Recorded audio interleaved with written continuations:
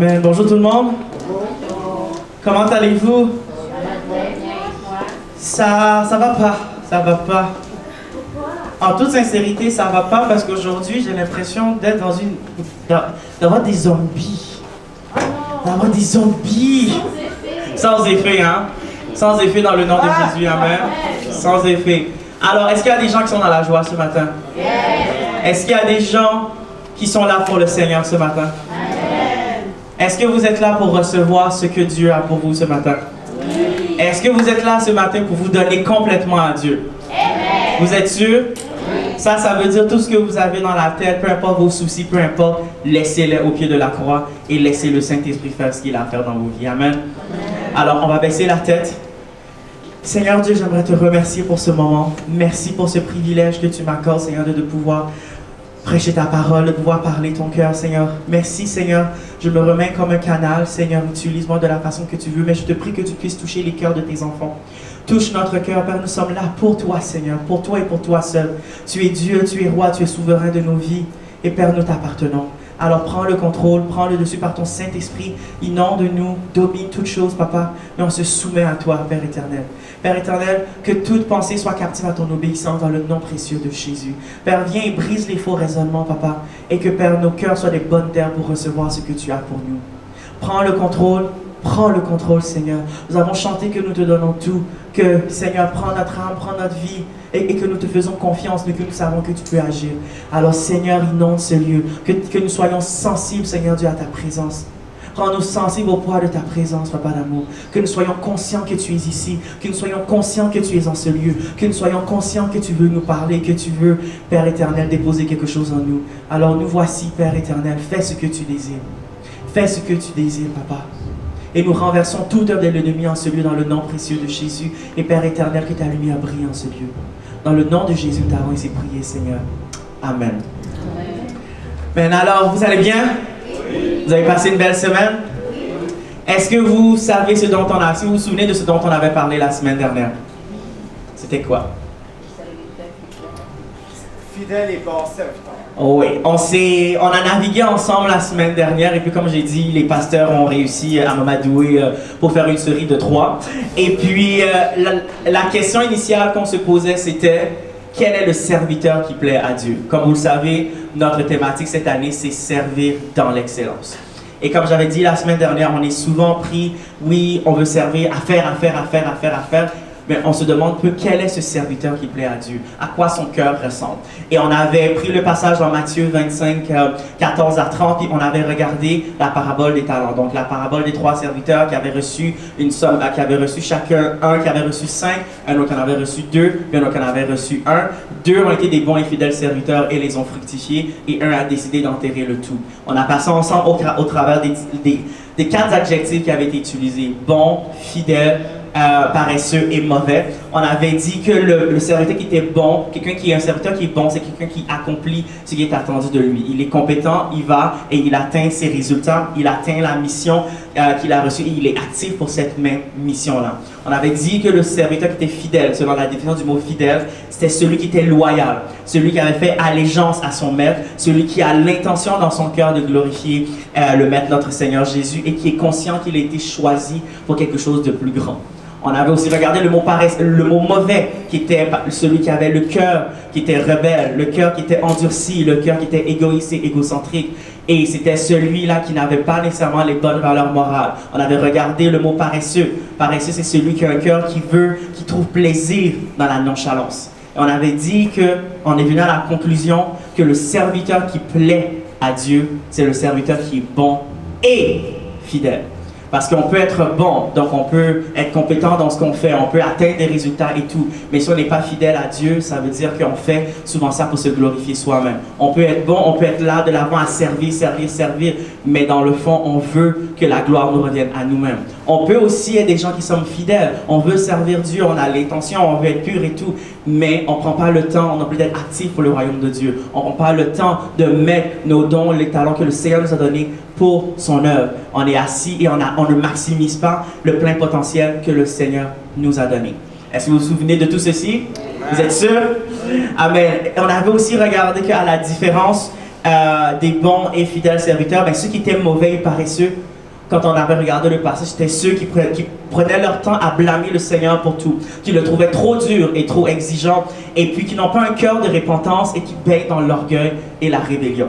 Malgré le fait que leur maître a été bon de leur donner ses biens, au lieu d'accomplir ce que le maître voulait, ils ont décidé de l'enfouir, et après ça, quand le maître est venu, ils ont tourné ça contre lui. Mais tu moissonnes, ou est-ce que tu ne sèmes pas, et tu es dur, tu es exigeant, et tout cela. Alors que ceux qui sont bons et fidèles, ce sont ceux qui plaisent à Dieu dans ce qu'ils sont et dans ce qu'ils font. C'est un équilibre. Qui est-ce qu'on est et ce qu'on fait est important aussi pour le Seigneur. Les bons et fidèles serviteurs, on avait dit, c'était des gens qui étaient visionnaires. Ils cherchent des choses plus grandes dans le but de présenter au Seigneur des résultats excellents parce qu'ils ont le plaisir de le satisfaire lui et lui seul. Et ils veulent lui apporter la gloire dans ce monde à lui et à lui seul. Amen. Donc ça, c'est un petit récapitulatif pour ceux qui n'étaient pas là la semaine dernière. Un petit récapitulatif, la prédication est aussi en ligne si vous voulez. Mais aujourd'hui, on va naviguer ensemble à comment est-ce qu'on peut reconnaître un bon et fidèle serviteur. Mais la question qu'on peut se poser, c'est comment est-ce que je peux savoir que je suis un bon et fidèle serviteur? Quelles sont les caractéristiques? Vous êtes prêts? Vous êtes sûrs? Est-ce que vous êtes prêts? Est-ce que vous êtes réveillés? Est-ce que vous êtes concentrés? Alors, je sais que la plupart d'entre nous, on pense qu'on a une bonne mémoire. On va voir aujourd'hui 7 caractéristiques. Alors, je nous suggère soit de noter, de prendre des notes, parce que je suis sûr que si on ne prend pas des notes d'ici la fin, on va avoir même oublié le 7e. Alors, je nous encourage fortement là, à prendre des notes, enregistrer exactement et d'y revenir. Amen? Donc, première caractéristique, le bon et fidèle serviteur n'aime que son maître. Et il est fidèle qu'à lui. Qu'est-ce que ça veut dire? Pour suivre Jésus et se mettre à son service, si on dit qu'on est des bons et fidèles serviteurs, on reconnaît qu'il est notre maître et on décide de l'aimer lui et lui seul. En tant qu'être humain, lorsque nous avons été créés, on est en quelque sorte serviteur de quelque chose. Soit on est serviteur de notre chair, soit du monde, soit du diable ou de Dieu. On choisit. Quand on marche dans la vie de tous les jours, on peut être guidé soit par notre chair, on peut être soit guidé par les choses de ce monde, on peut être guidé par tout ce que l'ennemi essaie de faire, donc de vendre notre vie au diable, ou de décider de suivre le Seigneur et de décider de l'aimer lui et lui seul. Le serviteur qui est bon et fidèle, il décide d'aimer que son maître. On va regarder ensemble dans Jean 14 à 21. C'est quoi aimer Dieu? Qu'est-ce que ça veut dire aimer Dieu? C'est pas juste de proclamer « Oh Seigneur, je t'aime, je t'aime ». Mais regardons ensemble. Celui qui m'aime, fait que moi c'est la version en Bible du Semeur, celui qui m'aime, c'est celui qui retient mes commandements et les applique. Mon Père aimera celui qui m'aime, moi aussi je l'aimerai et je me ferai connaître à lui. Et on va lire ensemble 1 Jean 2, 15 à 17, version Bible du Semeur, qui dit « N'aimez pas le monde, ni rien de ce qui fait partie de ce monde. Si quelqu'un aime le monde, l'amour pour le Père n'est pas en lui. En effet, tout ce qui fait partie du monde, donc les mauvais désirs qui animent l'homme livré à lui-même, la soif de posséder ce qui attire les regards et l'orgueil qui inspire les biens matériels, tout cela ne vient pas du Père, mais du monde. Or, le monde passe avec tous ses attraits, mais celui qui accomplit la volonté de Dieu demeure éternellement. » Le bon et fidèle serviteur, ce qu'il veut faire, ce qu'il aime, ce n'est pas sa chair. Ce n'est pas les choses qu'il y a dans ce monde. Ce n'est pas les plaisirs de ce monde. Ce n'est pas ce qui attire l'œil. Ce n'est pas la soif de posséder. Ce n'est pas le désir d'être quelqu'un dans ce monde. Parce que ça, lorsqu'on dit qu'on aime Dieu, c'est celui qui retient les commandements de Dieu. Le bon et fidèle serviteur aime Dieu de tout son cœur. Le bon et fidèle serviteur n'aime que son Dieu. C'est-à-dire s'il faut qu'il choisisse Dieu en premier.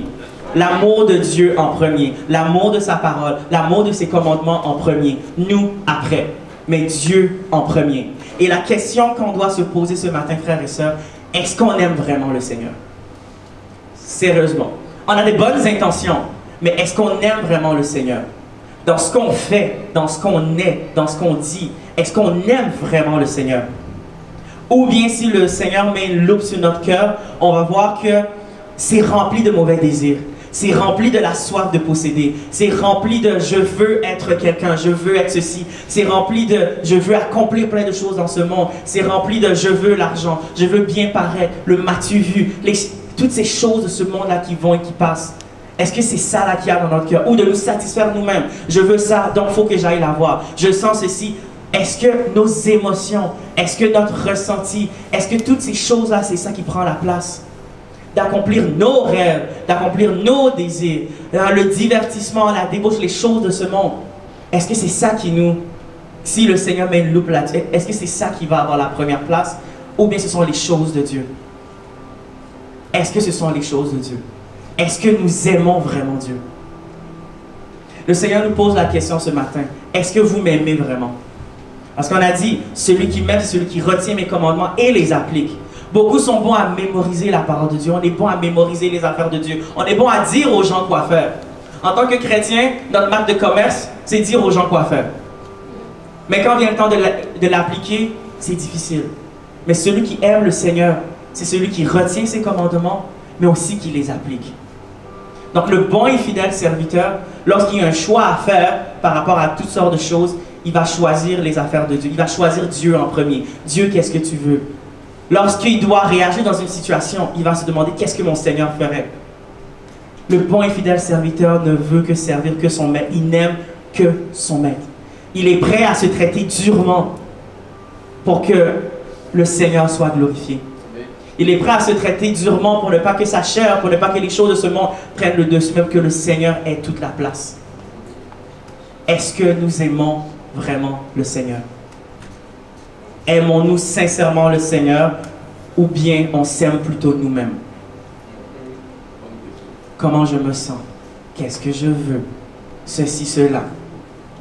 Est-ce qu'on est notre propre Dieu dans notre vie ou bien le Seigneur est Dieu dans notre vie? Est-ce que nos familles sont les dieux dans nos vies?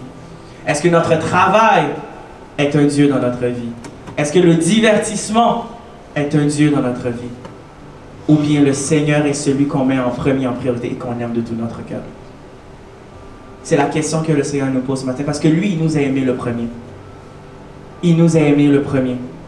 Et en retour, nous demande de l'aimer. Alors, encore une fois, aimes-tu le Seigneur?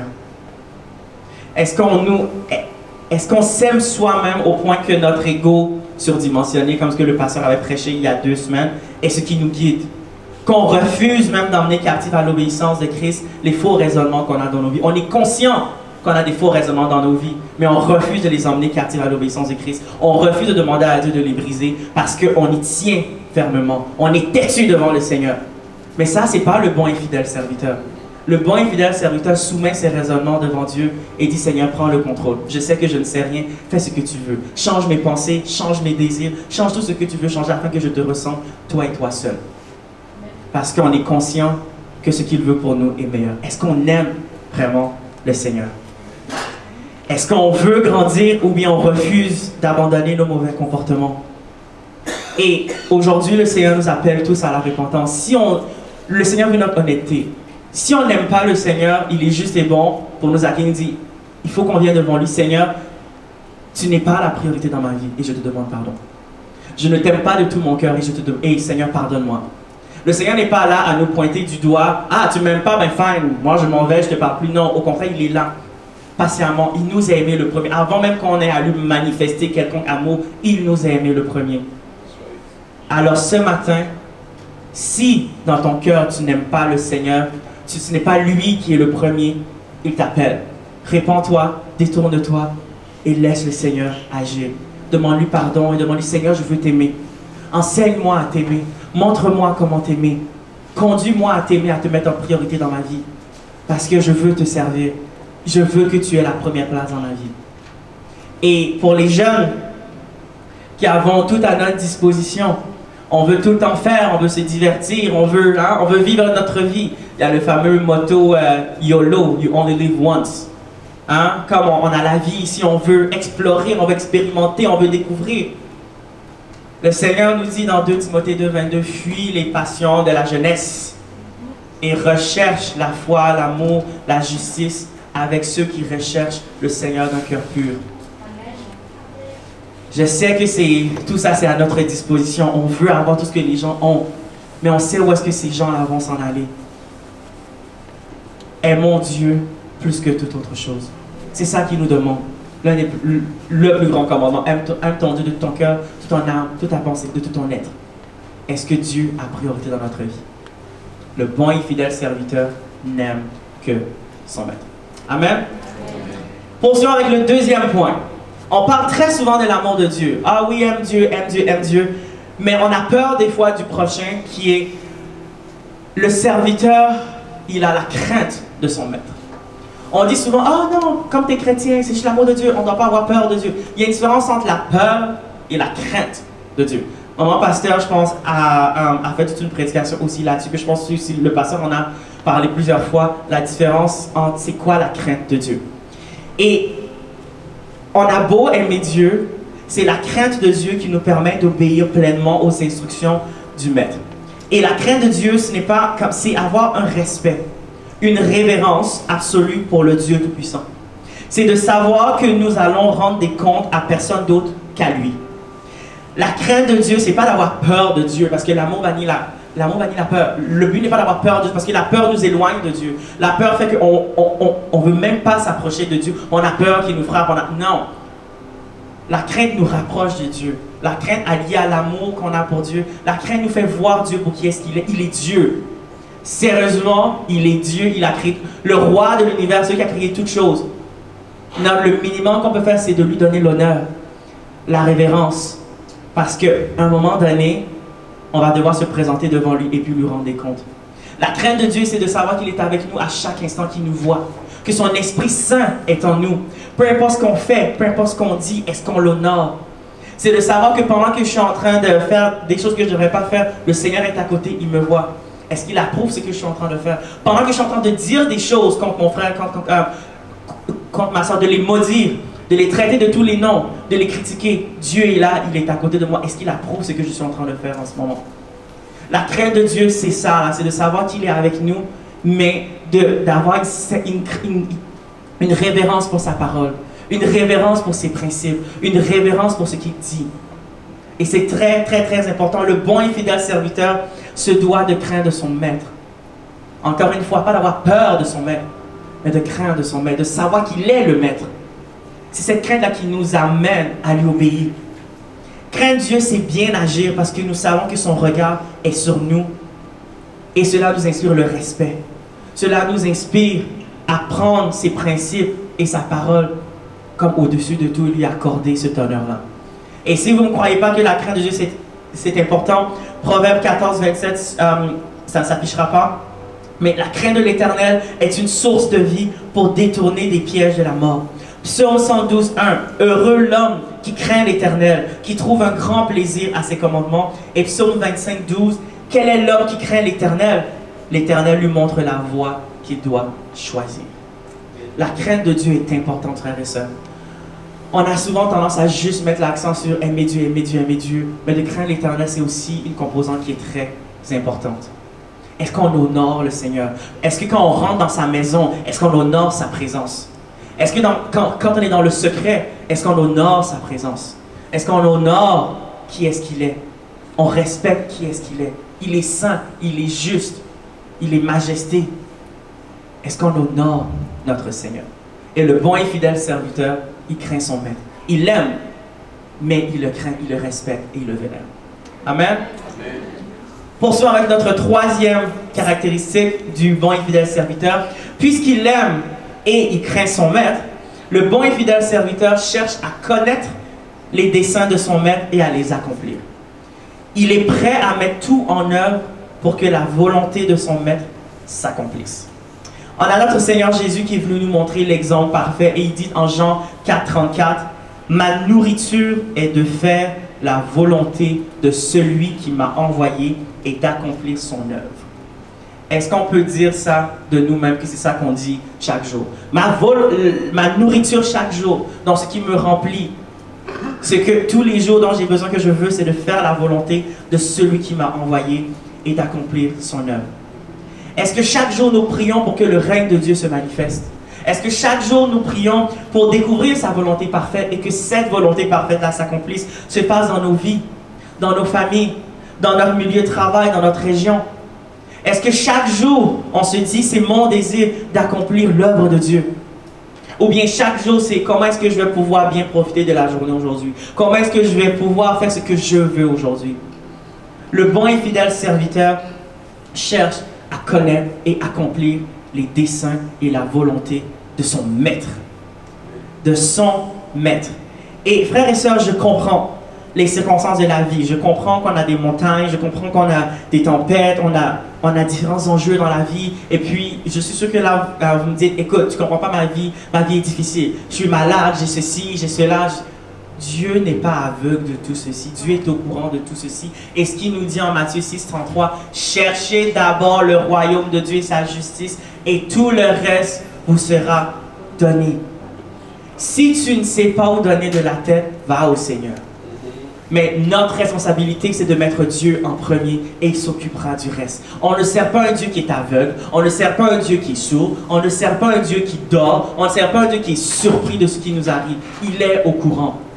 Donc, va vers le Seigneur, donne-lui tout ce que tu as et mets-toi à son service. Seigneur, voici ce qui se passe dans ma vie. Je te laisse faire ce que tu as à faire, mais moi je me mets à ton service. Je veux faire ce que tu veux. Manifeste-toi. Dis-moi c'est quoi ta volonté. Je suis ton bon et fidèle serviteur. Je sais que tu vas t'occuper de tout ceci. Le Seigneur, dans 1 Pierre 12, les yeux du Seigneur se tournent vers les justes. Son oreille est tendue pour écouter leurs prières, mais le Seigneur s'oppose à ceux qui font le mal. Lorsque nous nous approchons de Dieu, il entend. Il est au courant de tout ce qui se passe dans nos vies. On n'a pas besoin de lui envoyer un pigeon voyageur, hein, comme pour qu'il sache. C'est pas, oh, ben, I guess que RCM par ceci. Ah, je ne savais pas. Non, le Seigneur est au courant de tout ceci. Et des fois, toutes ces choses-là, les situations de la vie, prennent tellement de place qu'on oublie le Seigneur. Qu'on oublie ce qu'il nous demande, qu'on oublie de faire ce qu'il nous demande de faire chaque jour et d'être ce qu'il veut que nous soyons. Frères et sœurs, laissons toutes ces choses à Dieu. Ça ne veut pas dire de faire les choses. Ça ne veut pas dire de ne pas aller au travail, de ne pas trouver des solutions. Non, c'est pas ça. C'est que j'ai remis au Seigneur, il va me donner les solutions, les stratégies pour le faire au moment convenu. Mais moi, je me focus sur ce qu'il m'a demandé de faire, qui est de rechercher son royaume et de rechercher sa justice. Parce que des fois, ça tombe dans l'opposé. Ah, j'ai fait rien, Dieu va faire. Non, tu as ta part de responsabilité à faire. Comme si je veux une bouteille d'eau, c'est pas bouteille d'eau au nom de Jésus, viens ici. Non, comme la bouteille d'eau est là, il faut que je me déplace pour aller la chercher. Soyons des chrétiens sages aussi. Mais ça veut dire que puisque j'aime Dieu, puisque je le crains, il est au-dessus de tout. Mes situations, il est au-dessus de tout ceci. Il est au-dessus de tous mes problèmes, il est au-dessus de tout ce par quoi je passe, il est au contrôle. Et comme il est au contrôle, je me focus et je mets toute mon entière concentration ou mon cœur sur ce que lui, il veut. Sur ce que lui, il veut. Est-ce qu'on connaît les desseins de Dieu? Est-ce qu'on sait ce que le Seigneur est en train de faire? Est-ce qu'on sait ce que le Seigneur veut faire dans la vie de nos frères et sœurs? Est-ce qu'on est conscient de ce que le Seigneur veut faire dans notre région ou on est encore centré sur nous-mêmes encore? Est-ce qu'on est conscient de ce que Dieu veut faire dans cette nation? Est-ce qu'on est conscient de ce que Dieu veut faire dans notre travail? Mais encore une fois, comme des chrétiens un peu égocentristes et égoïstes, on pense qu'à nous. Mais Dieu a des desseins, oui, pour nous, mais aussi pour sa création. Est-ce qu'on sait qu'est-ce que Dieu veut faire? Est-ce qu'on sait c'est quoi que le Maître veut? Parce que je veux attirer notre attention sur quelque chose, parce que si on veut accomplir les desseins de Dieu, il faut les connaître. Il faut connaître sa volonté. Si, dans le passage qu'on a lu, qui est notre passage principal, les trois serviteurs, ils servaient le même maître. Il leur a pas donné des instructions claires, comme j'avais dit la semaine dernière. Ils avaient tous une connaissance de leur maître. Mais un avait une connaissance erronée. Parce que les deux autres, ils ont fait ce qu'ils devaient faire. Mais il y en a un, parce qu'il avait des faux raisonnements par rapport à son maître. Il voyait son maître d'une mauvaise façon. Il avait une vision teintée de qui était son maître. Il n'a pas pu accomplir ce qui était attendu de lui. Les deux autres savaient qui était leur maître. Les deux autres savaient ce que leur maître voulait. Et ils l'ont accompli. Ils servaient le même maître. Mais il y en avait deux qui avaient une bonne connaissance de ce qu'ils voulaient. Il y en avait deux qui avaient une bonne connaissance de qui est-ce qu'il était et qui ont fait ce qu'ils devaient faire. Mais un d'entre eux, exactement, tu es trop dur, tu es trop exigeant, tu ne fais pas ceci, tu ne fais pas cela. Mais le besoin du maître, c'était autre chose. Mais ce serviteur n'a pas fait ce qu'il avait à faire. Est-ce qu'on connaît Dieu? Quelle connaissance est-ce qu'on a de Dieu? Je ne parle pas de la connaissance des versets, d'être capable de répéter « Ah, mon Dieu, dans Ésaïe 34, verset 168, ça dit... » Non. Ce n'est pas de comme sortir de spit un genre de rap de tous les versets bibliques. Non. Connaître Dieu Est-ce qu'on a une révélation de qui Dieu est vraiment? Est-ce qu'on cherche à avoir cette révélation de qui Dieu est? Connais-tu le maître que tu sers? On le connaît dans sa parole. On le connaît dans le temps intime qu'on a avec lui. On le connaît en voyant ce qu'il fait au travers de nos frères et sœurs. Les pasteurs donnent souvent l'exemple de la croix dans deux directions. Direction avec Dieu, mais aussi direction avec les autres. Au travers de notre communion fraternelle, on apprend plus de Dieu. Parce qu'on voit ce qu'il fait dans la vie de nos frères et sœurs. Mais en passant du temps avec lui, on apprend à le connaître, à savoir qui est-ce qu'il est. Connais-tu ton maître? J'ose espérer que ce maître-là, c'est notre Seigneur Jésus. Parce que si ton maître, c'est le monde, bon, mon frère, ma soeur, I'm sorry for you. Mais notre maître, c'est le Seigneur Jésus. Est-ce qu'on connaît notre maître?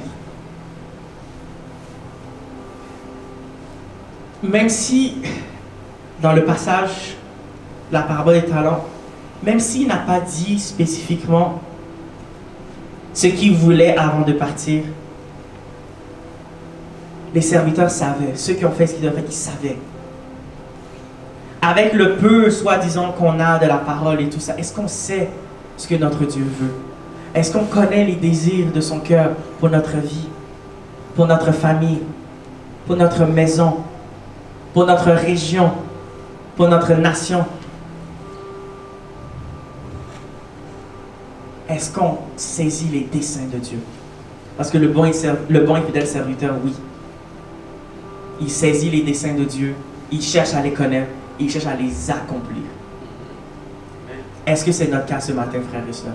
Ou encore une fois, on est trop concentré sur nous-mêmes, sur les choses que nous, on veut accomplir, et sur nos émotions, sur notre ressenti et tout ça? Le Seigneur nous pose la question ce matin, frères et sœurs. Et si on n'a pas une bonne connaissance de Dieu, parce qu'il y a eu une période de ma vie où est-ce que, quand je lisais les évangiles, j'avais l'impression que Jésus était méchant. Parce que de la façon qu'il parlait aux pharisiens, puis comme qu'il rabrouait les gens, j'avais vraiment cette vision-là de... Même si on me disait que Jésus était rempli d'amour, mais j'avais juste l'impression de voir ma mère... Non, c'est pas vrai.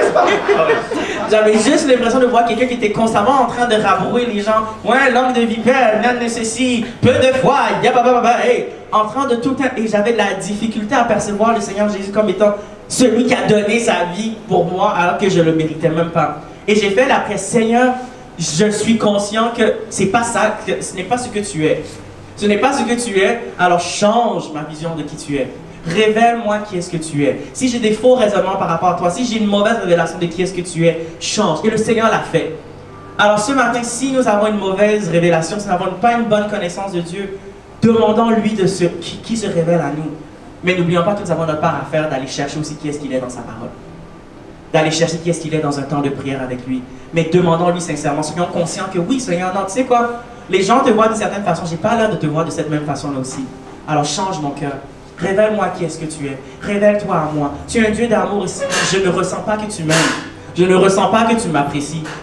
Alors qu'est-ce qui se passe? Change ma vision de qui est-ce que tu es, je veux te connaître qui est-ce que tu es. Et le Saint-Esprit va faire ce travail à l'intérieur de nous. Parce que le Seigneur veut se révéler à nous. Le Seigneur veut se révéler à nous. Alors, est-ce qu'on veut que le Seigneur se révèle à nous? Parce que c'est son désir. Approchons-nous de lui et il s'approchera de nous. Veux-tu connaître ton Seigneur? Veux-tu connaître les desseins de ton Maître? Si oui, demande. Amen. Et là, maintenant, allons-y avec notre quatrième caractéristique. Donc, on a fait le bon et fidèle serviteur aime, il n'aime que son Maître. Il a la crainte de son Maître. Et il cherche à connaître et à accomplir les desseins de son Maître. Et le quatrième, le bon et fidèle serviteur est un vase d'honneur. Pas n'importe quel vase. Un vase d'honneur pour son Maître. Allons ensemble dans 2 Timothée 2, 20 à 21, qui dit: dans une grande maison, il n'y a pas seulement des vases d'or et d'argent. Il y en a aussi en bois et en terre cuite. Les premiers, donc les vases d'or et d'argent, sont réservés à un usage noble. Les autres sont destinés à un usage vil. Eh bien, si quelqu'un se garde pur dans tout ce dont j'ai parlé, il sera un vase destiné à un noble usage, purifié, utile à son maître, disponible pour toutes sortes de bonnes œuvres. Dans la vie, comme il dit, il y a toutes sortes de vases. Mais le bon et fidèle serviteur est un vase d'honneur. Un vase d'honneur à usage noble, c'est-à-dire, il se garde pur. Il se garde sanctifié. Son désir, c'est de marcher dans la sanctification et d'être un sacrificateur en tout temps que Dieu peut utiliser à n'importe quel moment, à toute occasion qu'il veut. Parce qu'il est utile pour toutes bonnes œuvres. Je me rappelle, le pasteur avait donné un exemple une fois. Dieu, c'est un peu comme quelqu'un qui essaye de construire quelque chose. Il essaie de bâtir un genre, disons, un poulailler. À un moment donné, il aura besoin d'un marteau. À un moment donné, il aura besoin de vis. À un moment donné, il aura besoin de ceci, cela. À un moment donné, c'est peut-être pas de tel marteau dont il va avoir besoin, mais d'un autre. Est-ce que quand Dieu a besoin de nous pour faire quelque chose, est-ce qu'on est disponible et bien préparé, ou bien on est un marteau tordu qu'il ne peut pas utiliser parce qu'on a décidé de ne pas nécessairement prendre soin de nous? Un vase d'honneur, c'est un vase qui se garde pur et sanctifié que Dieu peut utiliser au moment que lui, il décide. C'est ce moment, j'ai besoin de toi, je peux t'utiliser. Mais si tu passes ta vie à vivre une vie de débauche, à vivre ceci, à vivre cela, puis être complètement dans plein d'affaires, ne pas connaître les affaires de... Au moment où est-ce qu'il veut t'utiliser, tu n'es pas équipé, tu n'es pas prêt. Il ne peut pas... Et bien pour ça, tu viens pleurer. Ah Seigneur, tu ne m'utilises pas. Ouais, mais je ne peux pas. J'ai besoin d'un vase d'honneur qui est noble, pour un usage noble. Et là, en ce moment, tu es plus un vase de terre, puis c'est usage vil. Je ne veux pas faire de quoi de vil. Non, j'ai besoin de quelqu'un qui est un vase d'honneur que je peux utiliser pour faire ce que je veux faire à ce moment-ci. Et le Seigneur nous demande à tous et à toutes d'être des sacrificateurs en tout temps. Par l'œuvre du Seigneur Jésus-Christ, nous pouvons tous et chacun être accédés au titre de sacrificateurs en tout temps, qui sont prêts au service de Dieu en tout temps, qui se gardent purs, sanctifiés pour le Seigneur. Alors le bon et fidèle serviteur se garde pur et sanctifié pour le Seigneur afin qu'il puisse l'utiliser au moment où est-ce qu'il veut pour toute bonne œuvre.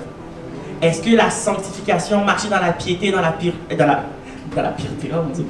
pureté est ce qui nous anime aussi? On oublie ça aussi des fois. Est-ce qu'on vit une vie qui est pure? Est-ce qu'on laisse le Seigneur nous sanctifier? On laisse le Seigneur, par l'œuvre de son Saint-Esprit, nous conduire à être pur et sanctifié? Parce que le bon et fidèle serviteur, c'est ça, avec le vase noble que Dieu peut utiliser en tout temps. La sanctification, encore une fois, en tout cas, c'est pas ça que nous enseigne, hein? La sanctification, comme le Seigneur a prêché, le pasteur a prêché il n'y a pas si longtemps, hein? Il y a la sanctification qu'on reçoit par l'œuvre de Jésus, donc qui nous positionne maintenant comme étant des enfants sanctifiés et tout. Mais aussi cette sensation graduelle, au fur et à mesure on avance avec le Seigneur, qu'on développe à mettre des affaires de côté, à marcher de plus en plus chaque jour dans ces sanctifications-là. Donc oui, nous sommes sanctifiés par l'œuvre de notre Seigneur Jésus, par son sang. Oui, purifié et tout. Mais chaque jour, est-ce que nous vivons une vie où est-ce qu'on n'a pas à rougir devant le Seigneur? On n'a pas à dire, ah non Seigneur, ça là, je ne veux pas que tu vois ça. Là. Que ce soit dans la façon qu'on se comporte, dans ce qu'on dit, dans ce qu'on laisse rentrer dans notre cœur, dans ce qu'on laisse rentrer de ce que nos yeux voient. Sommes-nous des vases d'honneur que Dieu peut utiliser à tout moment? Est-ce que ce qui sort de ta bouche, c'est tout le temps un venin? Parce que si oui, si Dieu doit parler, doit propager la vie dans la vie de quelqu'un, tu as l'habitude de constamment sortir du venin. Au moment où il faut déclarer la vie, oui, le Seigneur est capable d'utiliser des gens de manière spontanée pour quelque chose, bon, ça se passe, mais il y a certaines situations où est-ce que si tu n'as pas pris le temps de propager la vie de Dieu, mais quand il va avoir besoin que tu le fasses, tu ne sauras pas nécessairement toujours quoi faire.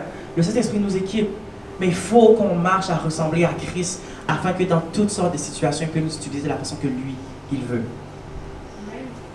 Alors, essayons-nous de ressembler à Christ, d'être un vase d'honneur pur, ou bien on est plus un vase de terre et de bois qui est juste là pour la décoration. Le bon et fidèle serviteur est un vase. Amen. Et cinquième point, le bon et fidèle serviteur ne pense pas qu'à lui et à ses limites, mais il est actif pour le royaume de son maître, et il ne fait pas cela pour son gain à lui, mais il le fait pour le gain de son maître.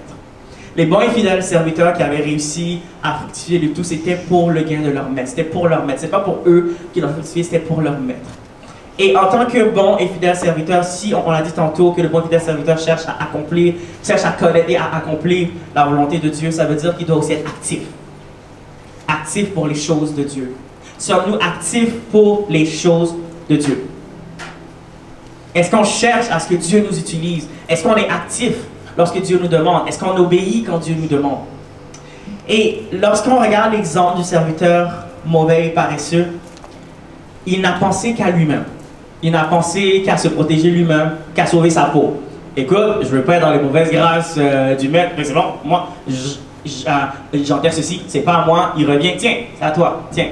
Je ne voulais pas que sauver, non, tiens. Il a voulu sauver sa propre peau, il a été égoïste, il a été égocentré, il n'était pas conscient que ce qu'il avait reçu était un don de son maître, parce qu'il leur a donné ce qu'il avait. Le maître leur a donné ce qu'il avait. Et le mauvais serviteur, le mauvais père serviteur n'était pas conscient de l'opportunité qui lui avait été présentée. Et pendant que je regardais ceci, il y a une pensée qui m'est venue, et je sais que peut-être qu'il y a quelques personnes qui ont peut-être pensé à ça. C'est, écoute, d'un point de vue extérieur, il a semblant fait quelque chose d'un peu noble. Il n'est pas allé dépenser l'argent qu'on lui a donné. Il a enterré, il a fermé, son maître est venu, il a redonné ce que son maître... Il n'a pas dilapidé ce qui lui appartient pas. Fait que c'est quand même noble ce qu'il a fait, right? Il a quand même... Écoute, le maître a donné un, il lui redonne un. C'est pas comme s'il lui redonne moins un, right? Et certaines personnes peuvent voir ça, mais écoute, le mauvais, c'est celui qu'on dit mauvais et paresseux. Il n'a pas dilapidé ce qu'on lui avait donné, mais il n'avait pas conscience qu'il y a une relation maître et serviteur entre lui et son maître. Okay? Le serviteur ne fait pas ce qu'il veut, comme il veut, quand il veut, de la façon qu'il veut. Lorsque tu es serviteur d'un maître, tu fais ce que ton maître veut. Et ce que le maître lui a dit, c'est ça là. Si tu me connaissais bien, tu allais savoir que ce que je veux, c'est que c'est ça.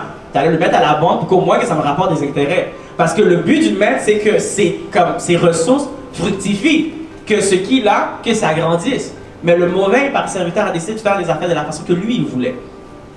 Mais le bon et fidèle serviteur, comme j'ai dit tantôt, comme il connaît son maître, il est conscient qu'il y a une relation serviteur et maître.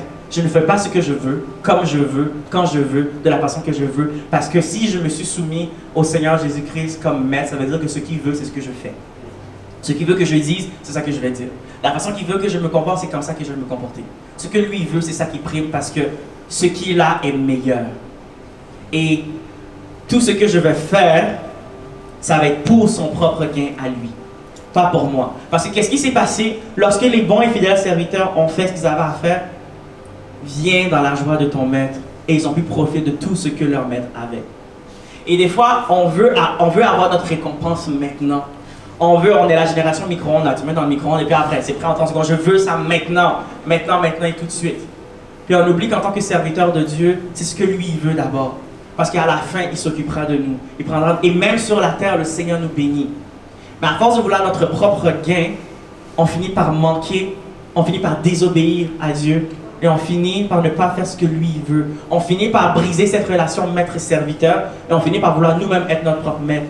Mais non, si tu es soumis à Dieu, tu es soumis à ce qu'il veut, quand il veut, et tu es conscient qu'il veut ton bien. Alors frères et sœurs, est-ce que en ce moment, nous pensons à nous, on pense à notre gain, on pense à nos limites, ou bien on est conscient que tout ce qu'on a, tout ce qu'on est, c'est pour la gloire de Dieu. C'est pour fructifier ce que lui il veut, parce qu'au final, on va aussi profiter de tout cela avec lui. L'or et l'argent lui appartiennent, tout lui appartient. Tout lui appartient, il est Dieu. Il est maître. Comment est-ce que nous nous comportons devant lui?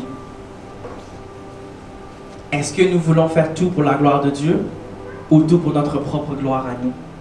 Pour que les gens nous voient, pour que les gens nous applaudissent, pour que les gens nous donnent « Ah oui, tonton Abella, bravo, tu es rendu PDG de... » Ou bien « Seigneur, la gloire à toi et à toi seul. Tout ce que je fais, c'est pour ta gloire à toi. » Tout pour la gloire de Dieu. Si nous voulons être des bons et fidèles serviteurs, frères et sœurs, on ne doit pas regarder à notre nombril. On ne doit pas regarder ni même à nos limites. Mais on doit saisir que le Seigneur nous a fait don de beaucoup et qu'il nous équipe aussi pour cela. Nous avons son Saint-Esprit, on a Dieu avec nous. Alors ne regardons pas à nos limites. Est-ce qu'on est des visionnaires pour le royaume de Dieu ou bien on a enterré les rêves, les visions et les promesses que Dieu nous a données? Est-ce qu'ils sont enterrés derrière une montagne d'excuses? Ah, je peux pas, ah, ceci. Ou une montagne de faux raisonnements, une montagne de mensonges. Ah, mon âge, ah, je suis trop jeune, ah, je suis trop vieux, ah, je suis trop ceci, ah, je suis noir, ah, je suis ceci, ah, je suis blanc, ah, je suis brun, ah, je suis jaune. Est-ce qu'on laisse tous ces genres d'excuses à nous empêcher de faire tout pour la gloire de Dieu? Est-ce qu'on veut tout faire pour la gloire de Dieu? Est-ce que nous avons oublié notre mission? Est-ce que nous avons oublié ce que le Seigneur nous demande d'aller faire? Si oui, demandons au Saint-Esprit, demandons au Saint-Esprit de nous le rappeler. Et je veux aussi faire une nuance parce que des fois, avec ce genre de message, les gens pensent qu'on leur demande de juste faire seulement. Et quand j'ai commencé ma série, j'ai pris le temps de spécifier. Le but n'est pas de constamment faire, mais de se concentrer sur l'être. Mais dans le faire, on peut souvent tomber dans le piège de l'activisme. Ou est-ce qu'on veut tout le temps faire? On veut faire les affaires pour Dieu, faire pour Dieu. Est-ce que Dieu t'a demandé de le faire? Le bon et fidèle serviteur fait ce que son maître lui demande quand il veut qu'il le fasse. Si tu es en train de faire des affaires que le Seigneur t'a pas demandé de faire, oui, c'est peut-être bon, c'est peut-être bien, mais est-ce que tu as accompli la volonté de ton maître? Non, parce qu'il ne t'a pas demandé de le faire maintenant. Le Seigneur nous oint pour faire les choses qu'il nous a demandé de faire, mais si on fait des affaires qu'il ne nous a pas demandé de faire, ça peut avoir peut-être les bonnes intentions au monde. On peut décider de le faire pour Dieu, mais ce n'est pas ça qu'il veut. Alors, il y a un moment pour faire, mais il y a aussi un moment pour s'asseoir au pied du maître et de le laisser déverser. Il y a un moment pour être avec le Seigneur. Il y a un moment pour juste s'asseoir, le laisser nous transformer, le laisser nous restaurer et tout ça. Donc je ne veux pas qu'on pense, qu'on sort d'ici à penser, il faut constamment que ce soit en train... Non, nous devons rester alertes et obéissants. Si le Seigneur nous dit de faire ça, on le fait. S'il n'a rien dit, on attend. Mais par contre, comment est-ce que Dieu parle? Ça, c'est une prédication pour un autre moment donné. Parce que Dieu ne va pas constamment descendre avec un ange qui vient dans toute sa grandeur. R7, il faut que tu fasses ceci. R7, non. OK? Le Seigneur nous parle dans sa parole. Le Seigneur nous parle au travers de son Saint-Esprit. Le Seigneur nous parle au travers de nos frères et sœurs. Le Seigneur nous parle. OK? On n'est pas toujours à attendre là, que la soupe, que les nouilles dans la soupe nous donnent une direction de... Non. Mais il faut qu'on soit constamment dans une attitude d'obéissance. Quand il y a des choses qui arrivent, est-ce que c'est ce que tu veux que je fasse, Seigneur? Je sens cette impulsion de faire ça, Seigneur. Est-ce que tu veux que je le fasse? Je veux faire ce, Seigneur. Est-ce que tu veux que je le fasse? Si oui, guide-moi. Sinon, Seigneur, ferme la porte. Est-ce que je recommande tout ce que je suis, tout ce que j'ai et tout ce que je veux faire à Dieu? Ou bien, ah ben, faisons-le, faisons-le, faisons-le, et on tombe dans l'activisme et on fait des choses que Dieu ne nous a même pas demandé de faire. Frères et sœurs, soyons actifs pour le Seigneur, mais soyons actifs dans l'obéissance. Dans l'obéissance. Parce que des fois, on va plutôt s'épuiser et accomplir des choses et après ça pleurer devant le Seigneur. Seigneur, tu es où? Mais moi, je suis ici, j'ai demandé d'être ici, c'est toi qui as décidé d'aller faire ça. Ouais, mais Seigneur, comme c'est selon ta parole. Oui, mais c'est pas ça que je veux en ce moment. Quelqu'un d'autre, j'ai appelé quelqu'un d'autre pour ça. Toi, je te veux ici. Le bon et fidèle serviteur est actif pour le Seigneur, mais avec une attitude d'obéissance et de discernement. Et est prêt à shifter sur le Seigneur et lui dire, ok, t'as fini ça, va là-bas. Je dis ici, va là-bas. Parce qu'à la fin de la journée, on veut obéir au Seigneur. Amen. Et ça m'emmène à mon prochain point, le 6e point, la 5e caractéristique. Le bon et fidèle serviteur ne se plaint pas de ce qu'il a reçu, il obéit simplement. Parce que il aurait pu y avoir la guerre entre les serviteurs. Pourquoi toi t'as reçu 5? Pourquoi moi j'ai reçu 2? Pourquoi moi j'ai reçu 1? Il n'y a rien qui nous dit que c'est ça qui s'est passé. Ils ont fait ce qu'ils avaient à faire, ils sont partis. Mais est-ce que nous, dans l'Église, on est constamment là à se plaindre? Pourquoi telle personne a reçu tel don, a reçu ceci, a plus de ceci, a plus de cela, et pas moi? On dit le maître a donné à chacun en fonction de sa capacité. Amen. À ceux qui en ont donné plus, il va leur en demander plus. Donc, es-tu capable d'en faire plus? Parce que ça, qui va t'en être demander plus si tu veux en faire plus. Je sais aussi que dans d'autres passages de la Bible, concernant les dons ici aussi, on nous a dit de demander. Oui, on peut demander aussi. Mais on ne doit pas être dans l'attitude de se plaindre. Pourquoi tel et pas moi? Pourquoi tel et pas moi? Est-ce que même tu fais avec ce qu'on t'a donné même? Avec le petit, que tu penses même qui est petit. Comme je vous ai dit, un talent, là, c'était à peu près 40 kilos. Comme en termes de valeur monétaire. C'était un sac qui faisait 40 kilos. Fait que c'est pas petite affaire. Là. Donc, ce que tu penses qui est un, ce que tu penses qui est un qui n'est rien, ce n'est pas rien. Ce n'est pas rien. Est-ce qu'avec ce 1-là, tu fructifies? Est-ce qu'avec ce 1-là, tu te mets au service du Seigneur? Ou bien, au lieu de faire, voilà, Olia, elle est capable de faire ceci, elle est capable de faire cela. En tout cas, si le Seigneur m'aimait, il va me donner ici. Et là, tu finis par littéralement commencer à maudire ton frère, ou ta soeur, commencer à avoir un cœur qui est mauvais. Et c'est pas ça que le Seigneur nous demande. Le bon et fidèle serviteur, Seigneur, tu m'as donné ici, let's go. Qu'est-ce que tu veux que je fasse? J'obéis seulement. Et par ta grâce, il va peut-être nous en donner plus, parce qu'avec le temps, on grandit, on s'améliore et tout ça. Mais est-ce qu'on est fidèle dans les petites choses que le Seigneur nous donne? Soyez fidèles dans les petites choses et on vous donnera des plus grandes. Sommes-nous fidèles déjà avec ce que le Seigneur nous donne? Ou encore une fois, on l'enterre. C'est juste un seul sac. C'est correct. L'enterre, de toute façon, ça sert à rien. Ceux qui en ont 5, ils vont s'occuper de faire fructifier les affaires du maître. Ceux qui en ont reçu 2, ils vont s'occuper, eux, de fructifier les affaires du maître. Moi, j'en ai juste reçu 1. Qu'est-ce que tu veux que je fasse avec 1? Je l'enterre et puis je vis ma vie. Non. Notre Seigneur est le Dieu de la multiplication. Et son esprit aussi est en nous. Et quand je parle de multiplication, je ne parle pas de nos ressources financières. Okay? Je ne parle pas de ça spécifiquement. De toutes les ressources que le Seigneur nous a données. Est-ce que nous obéissons simplement ou on passe notre temps à se plaindre? Pourquoi telle personne a eu ça et pas moi? Ou est-ce qu'on est obéissant avec ce qu'on a reçu? On est fidèle dans ce qu'on a reçu? La question nous est posée ce matin. Et le Seigneur est juste et bon pour nous aider. Si on a une attitude de constamment nous plaindre, le Saint-Esprit peut nous changer, nous transformer, mais nous devons le reconnaître. Nous devons dire au Seigneur, Seigneur, pardonne-moi, mais je m'humilie devant toi. Change mon cœur, change mes pensées et je veux t'obéir. Crée en moi un cœur pur, un esprit bien disposé pour pouvoir t'obéir et juste conduis-moi. Amen. Et là, on embarque dans notre 7e point. J'espère que vous avez pris des notes. Notre 7e point, qui est le bon et fidèle serviteur gère de façon sage et efficace les ressources que son maître lui a données. Les fidèles serviteurs qui ont réussi à fructifier ce que le Seigneur leur a donné, ils n'ont pas perdu. Au contraire, ils ont fructifié ce que le Seigneur leur a donné. Est-ce que nous gérons avec intendance ce que le Seigneur nous a donné? Parce que le maître dans le passage a fait confiance à ses serviteurs, il leur a donné. Le Seigneur nous fait confiance. Le Seigneur, par son amour, nous donne toutes sortes de choses. Des dons, des talents, le temps, les gens qu'il y a autour de nous. Le Seigneur nous fait grâce de toutes ces choses-là. Est-ce que nous gérons ce que le Seigneur nous donne avec sagesse et intendance? Les pasteurs, non, c'est vrai. Est-ce que vous nous gérez avec sagesse et intendance? Okay. Parents, est-ce que vous gérez votre maison? Est-ce que vous éduquez vos enfants avec sagesse et intendance comme le Seigneur nous demande? Est-ce que nous traitons nos frères et sœurs qui sont, je m'excuse de le dire, quand ça paraît mal, je dis ça, mais nos frères et sœurs ne sont pas des ressources, mais est-ce que nous prenons soin de nos frères et sœurs avec sagesse et intendance? Parce que le Seigneur nous fait don d'avoir des frères et sœurs autour de nous. Est-ce qu'à notre travail, on fait notre travail avec sagesse et intendance? Est-ce que nous gérons notre temps avec sagesse et intendance au lieu d'aller là? C'est bon.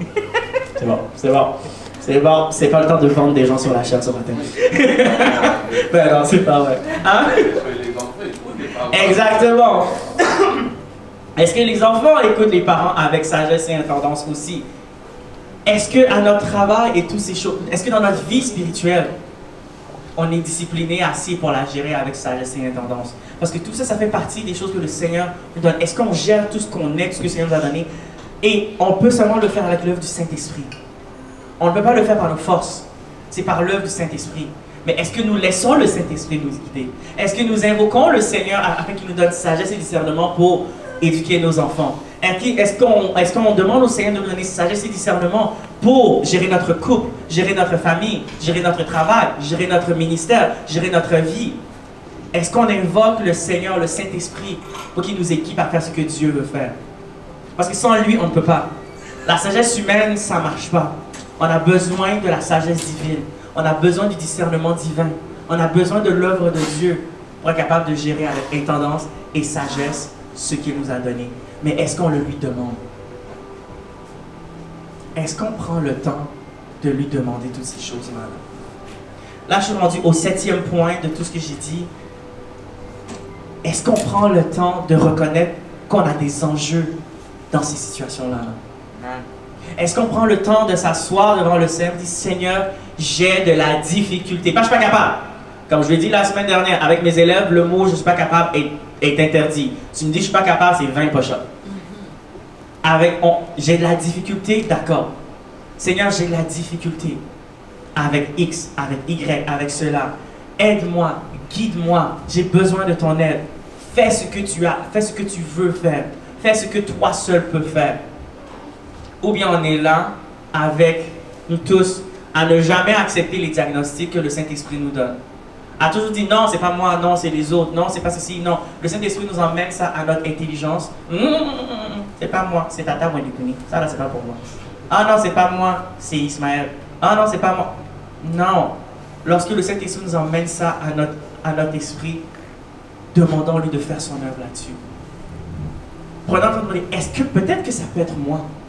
Peut-être que j'ai de l'enjeu avec ça. Ou peut-être que oui, peut-être que c'est correct. Mais Seigneur, je veux le faire encore même mieux que ça. Parce que des fois, on a aussi tendance, en tant que bon et fidèle serviteur, hein, des fois, de se contenter seulement du « Ah ben, je suis correct. » Comme, je fais... Non, il y a toujours un niveau supérieur où est-ce qu'on peut être encore mieux. Aller de gloire en gloire. C'est pas juste aller de gloire. Non, non, non. De gloire en gloire. Ça veut dire que gloire en gloire en gloire en gloire. Donc même si peut-être que beaucoup de ces caractéristiques-là, vous vous retrouvez dans le sens que vous le faites comme il faut. Amen, je remercie le Seigneur. Mais on peut encore demander, Seigneur, je vais le faire encore mieux. Je vais le faire encore mieux. Je veux me rapprocher de l'exemple de Jésus-Christ, qui était vraiment ce bon et fidèle serviteur, qui est venu nous montrer l'exemple. Parce que croyez-moi, il n'y a personne ici là, qui est exactement comme Jésus. Je suis désolé de nous annoncer ça ce matin. Comme le Seigneur vit en nous pour nous emmener à ressembler à la stature de Christ, mais il n'y a personne d'entre nous qui est rendu là. Alors si l'ennemi nous a fait croire qu'on est correct, qu'on est bien arrivé, qu'on est saint, qu'on est le plus saint des saints, le pape des papes, on a encore du chemin à faire. L'humilité voudrait qu'on sache que j'ai encore des croûtes à manger. L'humilité voudrait qu'il y a plein de choses que je ne sais pas. L'humilité voudrait qu'il y a plein de choses que j'ai de la difficulté à faire. Alors Seigneur, aide-moi. L'humilité voudrait que, Seigneur, je me soumets à toi. Et puis juste, je vais être encore meilleur que ce que j'étais hier. Pour te glorifier toi. Pour que tu sois magnifié. Parce que lorsque je serai dehors, je veux que les gens soient capables de te voir de plus en plus à l'intérieur de moi. S'il y a encore des affaires qui font qu'on ne te voit pas à l'intérieur de moi, coupe-les, casse-les. Parce que je veux qu'à la fin de la journée, que quand on finit de me tailler, que je sois à l'image de qui est-ce que tu es. Parce qu'on n'est pas encore rendu là, frère et soeur. Nous tous, on n'est pas encore rendu là. Mais le Seigneur, dans sa grâce, nous donne son Saint-Esprit. Le Seigneur, dans sa grâce, nous tient la main chaque jour. Et on avance avec lui. Mais est-ce que c'est notre désir? Est-ce qu'on veut ça? Est-ce qu'on reconnaît que c'est nécessaire? Ou bien on veut se satisfaire de ce qu'on a fait comme le mauvais et paresseux serviteur? On vit dans la nonchalance. Ce que tu as donné, on l'enterre, on est correct, on n'a pas dépensé moins, on n'est pas allé dilapider son argent, ça a enterré, ça n'a pas poussé, mais ça est là. Parmi tout ça, où est-ce qu'on est? Et je vais finir avec ceci, frères et sœurs. On a vu on a vu 7 caractéristiques, ce n'est pas les seuls, juste 7 choisis pour nous présenter ce matin. C'est quoi un bon et fidèle serviteur? Et on a vu que le premier, est-ce qu'on aime Dieu ou bien est-ce qu'on convoite encore les choses de ce monde? Est-ce qu'on convoite? Est-ce qu'on veut faire plaisir à notre propre personne? Est-ce qu'on est fidèle à Dieu? Est-ce qu'on a des idoles dans nos vies? Si oui, qu'on puisse prier que le Seigneur les dépouille de leur influence dans nos vies. Parce que des idoles, ce n'est pas nécessairement des statues qu'on a faites, non. Des idoles, ça peut être des personnes. Parents, des idoles, ça peut être vos enfants. Couple, l'idole, ça peut être ton conjoint, ta conjointe. Jeune, l'idole, ça peut être le travail, ça peut être l'école, ça peut être les divertissements, ça peut être les voyages, ça peut être toutes ces choses qui prennent la place de Dieu. Ces choses-là deviennent des idoles dans nos vies. Ces choses-là prennent la première place dans nos vies. Et Dieu nous dit, on ne doit pas avoir des idoles. L'argent, on veut amasser, on veut amasser, on veut amasser. Ah oui, il faut que je pense à demain, il faut que je pense à demain. Je veux que ma famille soit bien demain. Et on finit par mettre toutes ces choses-là comme des idoles. Ou bien on met Dieu en premier.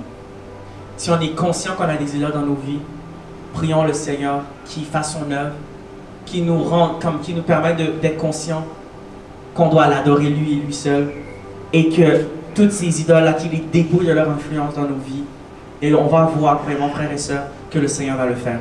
Toutes ces choses vont perdre leur influence. On va se rendre compte même, tu sais quoi, non, j'en ai pas besoin. J'en ai pas besoin. Et comme, oui, ça a l'importance, mais le Seigneur va nous montrer à leur accorder une importance juste différente. Par exemple, ceux dont leurs enfants sont des idoles, ça ne veut pas dire que vous n'allez pas aimer vos enfants. Non. Ça veut dire que vos yeux vont les voir de façon différente. Vous allez vouloir voir que Dieu se manifeste dans leur vie. Mais ce n'est pas, oh mon Dieu, mon enfant est une idole. Non. Le Seigneur va juste changer notre perspective par rapport à certaines choses. Mais avons-nous des idoles dans nos cœurs? Est-ce que nous avons la crainte de Dieu dans notre vie?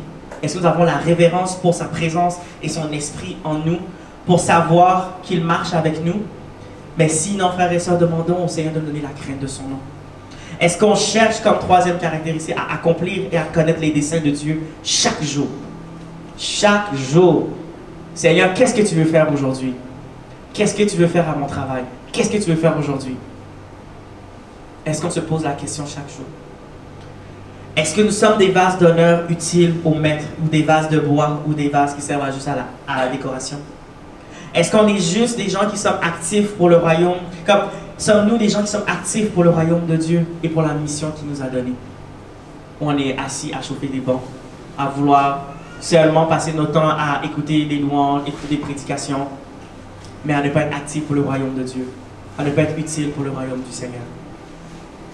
Est-ce qu'on passe notre temps à nous plaindre au lieu d'obéir à ce que le Seigneur nous demande? Est-ce qu'on gère de façon efficace les ressources que Dieu nous a données?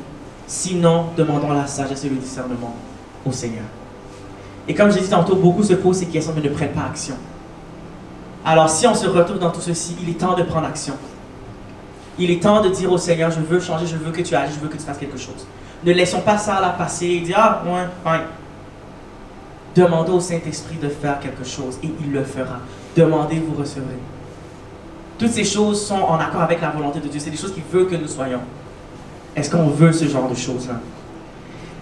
Et comme je l'avais mentionné la semaine dernière, frères et sœurs, nous devons trouver l'équilibre entre servir Dieu et être des serviteurs qui sont transformés et renouvelés. Si on veut servir Dieu de façon optimale, il ne faut pas qu'on néglige notre relation avec lui. Il ne faut pas qu'on néglige notre amour pour lui. Il faut qu'on ait la crainte de son nom.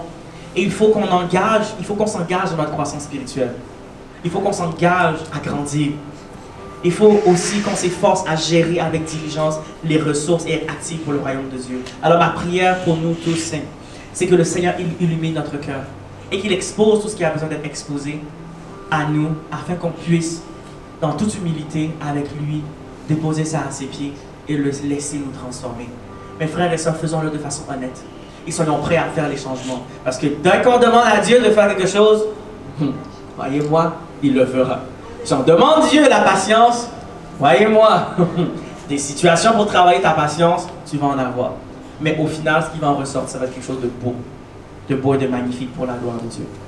Alors que le Seigneur nous aide. Si nous sommes loin de l'être, il est juste et bon pour nous aider à être ce qu'il veut que nous soyons. Alors la semaine prochaine, on va terminer la série Bons et fidèles serviteurs. On va maintenant rentrer dans comment être des bons et fidèles serviteurs. Amen. Amen. Alors que le Seigneur nous bénisse abondamment, qu'il se glorifie, qu'il se manifeste, et puis que nous soyons des bons et fidèles serviteurs. Amen. Amen. Alors soyez bénis et que le Seigneur se glorifie. Amen.